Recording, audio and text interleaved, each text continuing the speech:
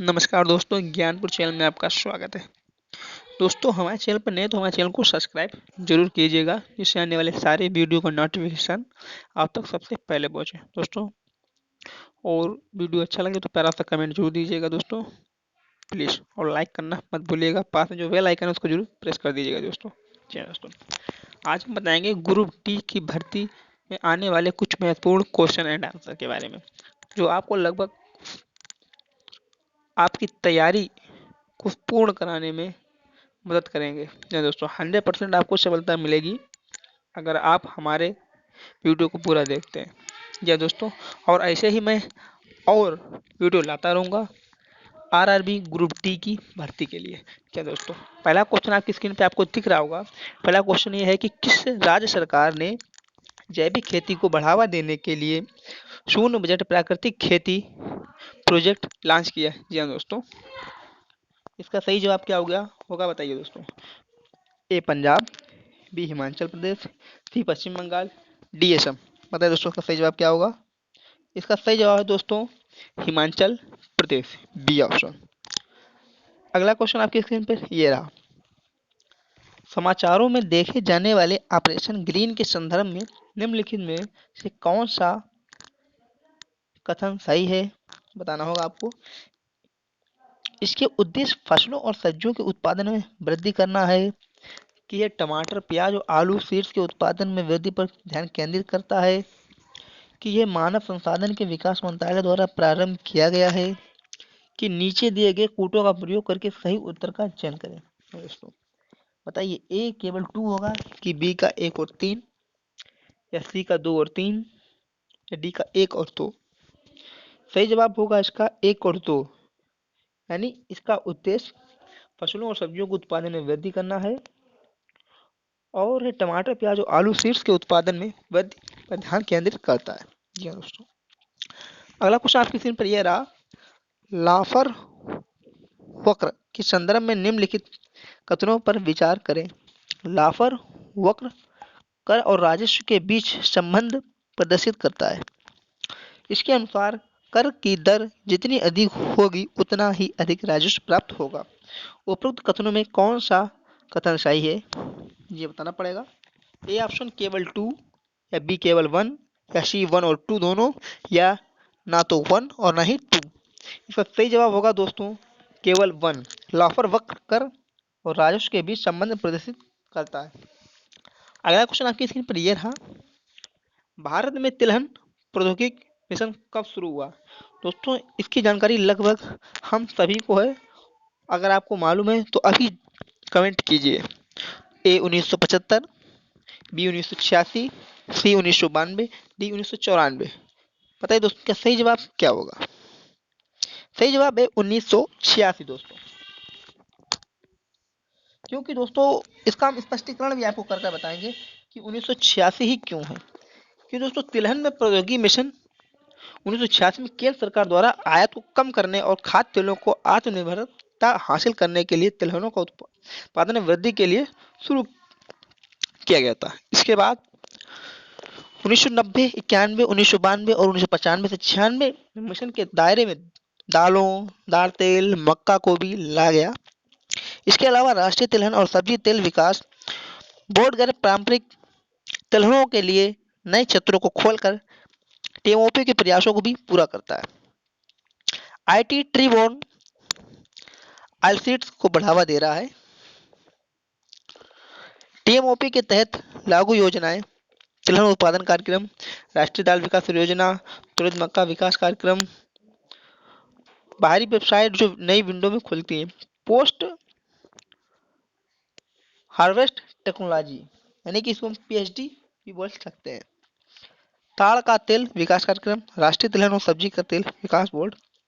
ऐसे कई तरीके से ये समझाया गया कि ये 1986 में ही इसका मिशन शुरू किया गया था।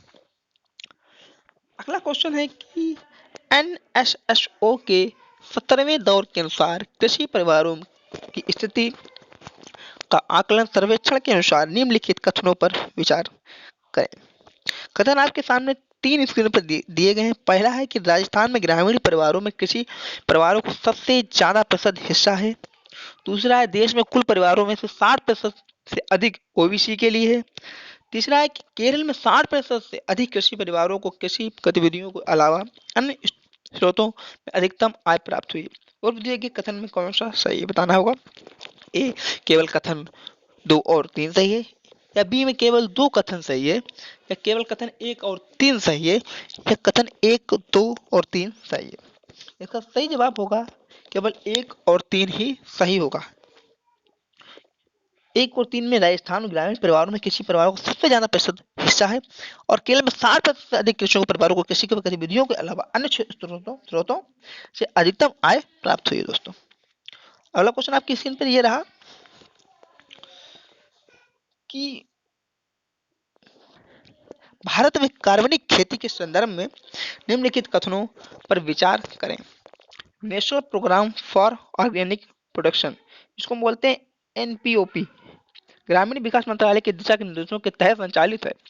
कृषि और संसाधित खाद्य उत्पाद निर्यात विकास प्राधिकरण एनपीओपी के कार्यान्वयन के लिए सचिवालय के रूप में कार्य करता है। सिक्किम भारत का सबसे बड़ा कार्बनिक राज्य बन गया है। उपरोक्त में दिए गए कथन में कौन सा सही है। केवल 1 और 2, या 2 और 3, या केवल 3, या 1 और 3। सही जवाब है 2 और 3। जी हाँ दोस्तों, इसकी बात देख सकते हैं 2 और 3 ही इसका सही जवाब है। अगला क्वेश्चन है कि फसल बीमा योजना को राष्ट्रीय कृषि बीमा योजना यानी कि NAIS के तहत निम्नलिखित में किस स्तर पर लागू किया जा रहा है। गांव के, पंचायत में, जिला के, राज्य के। या दोस्तों जिला स्तर पर दोस्तों, इसका सी जवाब बिल्कुल सही है। और क्यों किया गया इसका कारण समझ लीजिए। क्योंकि ये योजना 50 जिलों में पायलट आधार पर केंद्रीय क्षेत्र योजना के रूप में लागू की जाएगी। संशोधित योजना के परिचय के साथ यह उम्मीद की जाती है कि किसानों की बढ़ती संख्या कृषि उत्पाद में जोखिम को बेहतर तरीके से प्रबंधित करने में सक्षम होगी और प्राकृतिक आपदाओं के कारण विशेष रूप से फसल की विफलता के समय कृषि को आय को स्थिर करने में सफल रहेगी। जी हाँ दोस्तों, अगला क्वेश्चन आपकी स्क्रीन पर कि निम्नलिखित को ध्यान में रखते हुए इंडिगो, अफीम, कपास, ये दोस्तों 3 चीजें बताई गई हैं। इंडिगो, अफीम, कपास, ये तो फसलों में से किसके लिए किसानों को भारत में उगाने के लिए मजबूर होना पड़ा है। जी हाँ दोस्तों, केवल 1, केवल 1 और 3, केवल 2 और 3, केवल 1 और 2। बताइए, बहुत अच्छा क्वेश्चन है। इंडिगो, अफीम, कपास। 1 और 2, इंडिगो और अफीम के लिए मजबूर होना पड़ा क्योंकि इंडिगो और ओपियम के लिए किसानों को अंग्रेजों को और अधिक समृद्ध बनाने के लिए मजबूर होना पड़ा है।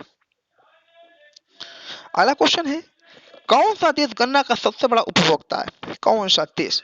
America, India, Canada, Singapore. ये आपको जानकारी में है दोस्तों। जिसको मालूम हो वो सबसे पहले कमेंट करे दोस्तों। क्या होगा। इंडिया। अपना वेस्ट इंडिया ही है जो गन्ना में सर्वप्रथम हमेशा ही रहा है।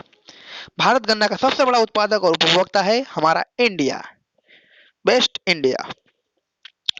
अगला क्वेश्चन, निम्नलिखित में से कौन सी कृषि वस्तुओं को जीएसटी से छूट दी गई है। पान के पत्ते, रोटी, छाछ, या ये सभी। बताइए, जीएसटी जिस पे लगी नहीं है, पान के पत्ते पे नहीं लगेगी, रोटी पे नहीं लगेगी, छाछ पे नहीं लगेगी, इन सभी पे नहीं लगेगी। इन सभी पर जीएसटी नहीं लगी हुई है दोस्तों। क्योंकि सब्जियां, फलों, दही, सूच, पत्तियों, रोटी और मक्खन के दूध जैसे कृषि उत्पादों को सामान और सेवा कर से छूट दी गई है। इन पे कोई भी जीएसटी नहीं लगता है। जी हाँ दोस्तों, विश्व में आनुवांशिक रूप से संशोधित फसलों के मामले में भारत का स्थान क्या है। पहला है, दूसरा है, पांचवा, सातवां। समझिए, देखिए आनुवांशिक रूप से फसलों के स्थान पर कौन सा 5वें स्थान पर अपना आता है भारत। क्योंकि विश्व में आंशिक रूप से संशोधित फसलों के क्षेत्र के मामले में भारत 5वें स्थान पर ही है। भारतीय कृषि के संदर्भ में आंध्र प्रदेश में कौन सी सिंचाई प्रणाली सबसे प्रमुख है। टैंक सिंचाई, नहर सिंचाई, कुआं सिंचाई, ड्रिप सिंचाई। ये लगभग हम लोगों ने काफी जनरल नॉलेज में पढ़ा होगा। जी दोस्तों, जीके में लगभग सभी ने पढ़ा होगा। बताइए दोस्तों क्या होगा। टैंक सिंचाई। जी हाँ दोस्तों, क्योंकि टैंक सिंचाई जो प्रायद्वीपीय पठारी क्षेत्र में लोकप्रिय है, जहाँ आंध्र प्रदेश और तमिलनाडु अग्रणी राज्य है। आंध्र प्रदेश का टैंक सिंचाई का सबसे बड़ा राज्य, जहाँ 727,000 हेक्टेयर की सिंचाई होती है। आंध्र प्रदेश में भारत का लगभग 88.8%, समझिए भारत का लगभग 88.8% टैंक संचित क्षेत्र है। अगला क्वेश्चन है, कौन सा भारतीय राज्य प्राकृतिक रबड़ का सबसे बड़ा उत्पादक है? आंध्र प्रदेश, उत्तर प्रदेश, गुजरात, केरल। केरल इसका सबसे बड़ा उत्पादक है। जी हाँ दोस्तों, कि केरल देश में कुल रबड़ उत्पादन 90% से अधिक का हिस्सा रखता है। से प्राकृतिक रबड़ उत्पादन तमिलनाडु और उत्तर पूर्व राज्यों में होता है। पेट्रोलियम मंत्री ने एक वैकल्पिक हरित परिवहन ईंधन के रूप में संपीड़ित जैव गैस को बढ़ावा देने के लिए सतत पहल की शुरुआत की है। सतत में एस का क्या अर्थ है? संपूर्ण, सतत, सुरक्षित, अनुकरण या सागर माला। इसके 5 ऑप्शन दिए गए हैं। सतत। जी हाँ दोस्तों, क्योंकि पेट्रोलियम मंत्री ने एक वैकल्पिक हरित परिवहन ईंधन के रूप में संपीड़ित जैव गैस को बढ़ावा देने के लिए सतत पहल की शुरुआत की है। इस पहल को उद्देश्य विकासशील प्रयास के रूप में किफायती परिवहन की दिशा में सतत वैकल्पिक प्रदान करना है, जो वाहन उपयोगकर्ताओं के साथ साथ किसानों और उद्यमियों दोनों का लाभान्वित करेगा। दोस्तों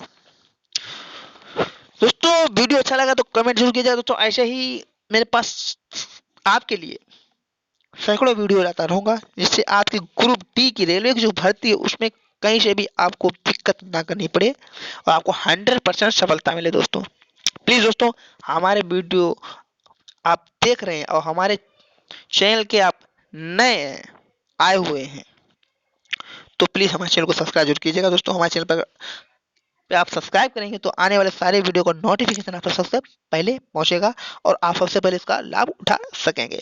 इसीलिए ग्रुप डी की अगर सफलता पानी है तो चैनल को सब्सक्राइब जरूर करेंगे। दोस्तों फिर मिलेंगे अगले वीडियो में, तब तक के लिए बाय बाय।